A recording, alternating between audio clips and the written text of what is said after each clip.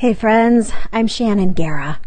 This post is called The Long Way, a journal of grief, growth, and becoming, Part 1. It was originally published on March 13th, 2026. The snow fell that day without punctuation. No commas, no periods, just a steady run-on sentence of accumulation. I love the snow when we're home, and for the last several years, we've been home a lot, but not in this season. In this season, we drive to Palmer at least 3 times a week, and it's not just all the commuting, but it's also home repair and 2 of our kids learning to drive and health issues that need to resolve, plus my grandma's care and about 7 situations I can't write publicly about, and also it seems like the worst time in the world to go back to school because I turned 50 this year, for crying out loud, and it's not like either time or money have just been overflowing around here, but this is what he's called us to, so here we are. So my thoughts have been unpunctuated too. You probably have your own sentences like that. When we have unpunctuated sentences without enough breathing room for even a comma, we have to wonder what the Lord is up to. A website login asks me, what is 4? Written out F-O-U-R, plus 13, the number 13. And I stall for half a second, thrown by the words mixed with numbers, wondering if this is still English or if I just need more coffee or if I finally lost it. It's not stupidity or exhaustion or insanity. It's the congestion of everything running through your thoughts, overwhelming the system. We're dealing with paradox and irony. Things that do go together even though they seem incongruent on the surface. The math adds up, but we need to pause and think about it differently because the questions aren't what we expected them to be. We take a step back and look at the big picture. In these seasons, we have responsibilities on the front burner, concerns on the back burner, and other needs waiting on the counter for their turn. A faint sound of dripping that should probably be identified and dealt with, and sometimes sirens in the distance. Multiple things are happening simultaneously, but we've attempted to recognize priorities. We are also painfully aware of our own limitations and our need for grace, for God to do or help us do the things that we can't naturally accomplish on our own. Does this sound familiar? Personally, I'm seeing a little progress because a few weeks ago I wrote, I have written thousands and thousands of words, but they've just sat in my documents. I could not trust myself to publish without drawing blood. But this week, I finally had 3 days in a row of desk time and I was able to start making sense of things. It's not that I haven't been writing, it's that I've been writing too much without enough time to make anything coherent among the overwhelm of scrappy thoughts in all these different situations. It's such a mess to untangle. I got sassy with the Lord yesterday and said, if you're still talking to me, couldn't you just make it simple and give me a whole post all at once instead of these bits and pieces of 14 different articles and topics? Instead of striking me with lightning, or sending me to my room, which honestly I would have loved, he said, because you're not living out one article or topic. You're in the middle of many situations, and I'm speaking to you through all of them. Sit with me, and we'll sort them out together. And then he sent me to my room, and we started sorting. He showed me the juxtaposition of taking classes when it seems like there's less time than ever, and of living on the far side of Wasilla when so much of our life is centered across the valley.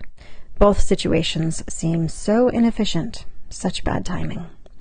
But the classes have been my therapeutic distraction. I can pour myself into them because it's surprisingly easier to grasp Old Testament theology and the intertestamental period than all the feelings swarming me.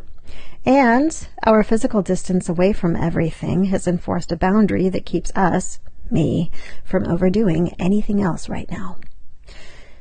Sometimes our inefficient limitations protect us because they make us focus and they create boundaries we wouldn't have enforced on our own. A while back, we were in relationship with someone who was in crisis, and I was so frustrated that we weren't able to do more for them. We did what we could, though, And after several months, it turned out that person still hadn't done what they could to improve their own situation. Had we done more, had we done what we wished we could have done in the beginning, we would have been stuck in a complicated, enabling relationship rather than setting simple boundaries that we were already limited by. That was a good but hard lesson, and it was perspective that I needed. My internet search history lately has been saturated with stages of dementia, long-term care, in-home care, insurance claims, real estate, housing markets, assisted living facilities, guardianship, and cost of vehicles. The details are new, but the pattern is familiar, and I know life is being upended again. Since I think I know some of what's coming, part of me wants to hold tightly to the small, sacred routines for dear life. Another part of me has had no choice but to let go and accept things, especially the long grief of dementia, where there is no long-term solution, no long-term plan, no long-term anything. Time is flying, and in so many ways, in so many moments, we have already lost her. We already miss her, who she really is. Here's a quote from a book called The Summer of the Great-Grandmother by Madeleine L'Engle. Until this year, her mind has been like a summer sky with small white clouds occasionally moving across and blotting out the light of the sun. Each year, the sky has become cloudier. There have been fewer periods of sunlight. This summer, the sunlight in the sky of my mother's mind, when it shines at all, glimmers through cloud. And here it is steady snowfall, a run-on sentence of the accumulated questions whose answers are no longer remembered. When I realized I was crying every day, I tried to make sense of the grief. We are used to change, and we have been losing her for so long, so it's not exactly the speed or overwhelm of the world spinning too fast. Those are hard, but they are at least a familiar kind of hard. It's more like the world suddenly stops. She forgets Cav's name. Or she looks at me vacantly, and I wonder if she's already gone. And the momentum stops. Everything stops. We don't notice oxygen until we can't breathe. We don't notice the speed of the earth turning until the axis wobbles, and I feel nausea as the fluid within me reels.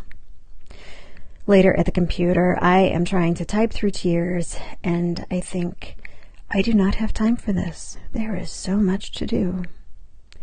If I do not sit here and grieve, though, nothing else will happen.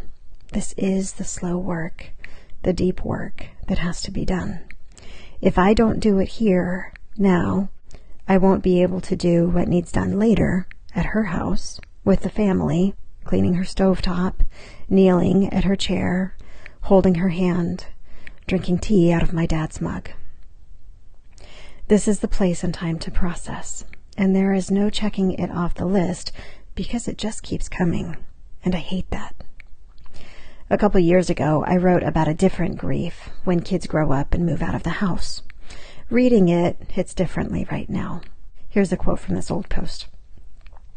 We miss their presence when they leave, but also as they've been longing to leave, which we remember and relate to and rejoice in with them, we realize that we've already been missing them because part of them has been gone for a long time.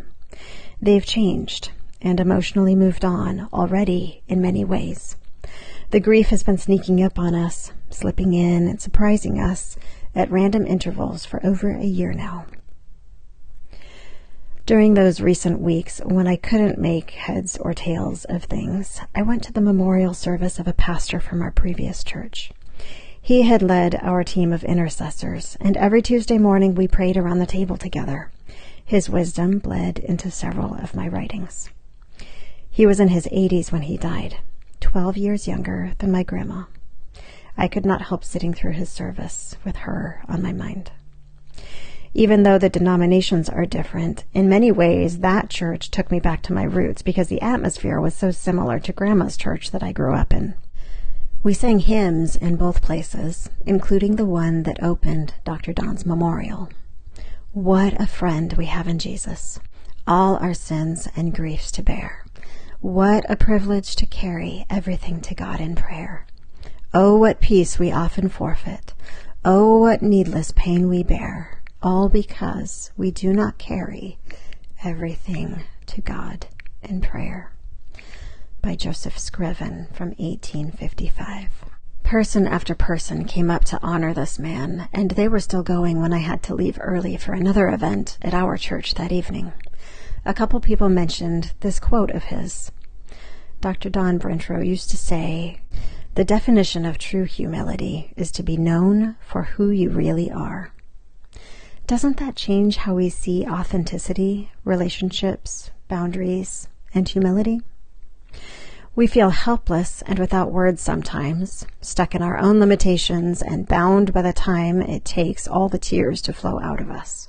But God is working in all of our weakness, making us who we really are, and teaching us to be honest about it with those around us. We've had enough of society telling us to fake it until we make it. We are building a kingdom of people who live humbly and honestly, even when life is a mess of griefs and burdens. We are not performing. We are becoming. There are reasons for the irony of our seasons. Protection is in place. Timing is at play.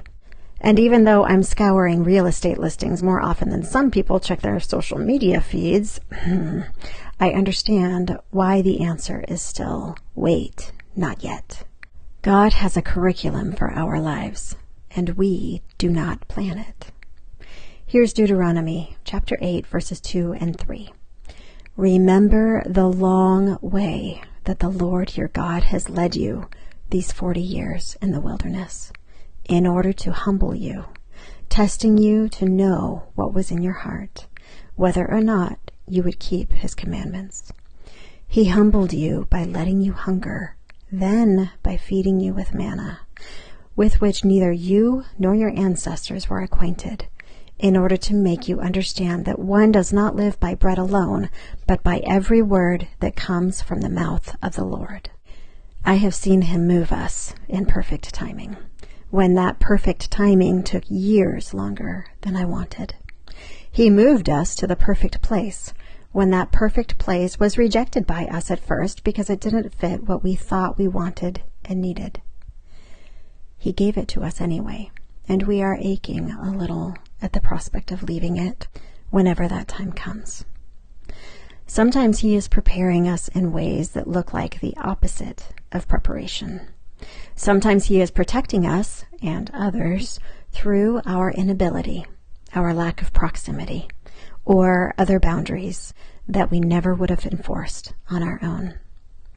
That doesn't mean we're not called to those abilities or proximities, or that we won't get there eventually. It means he's taking us the long way, and it's for our good.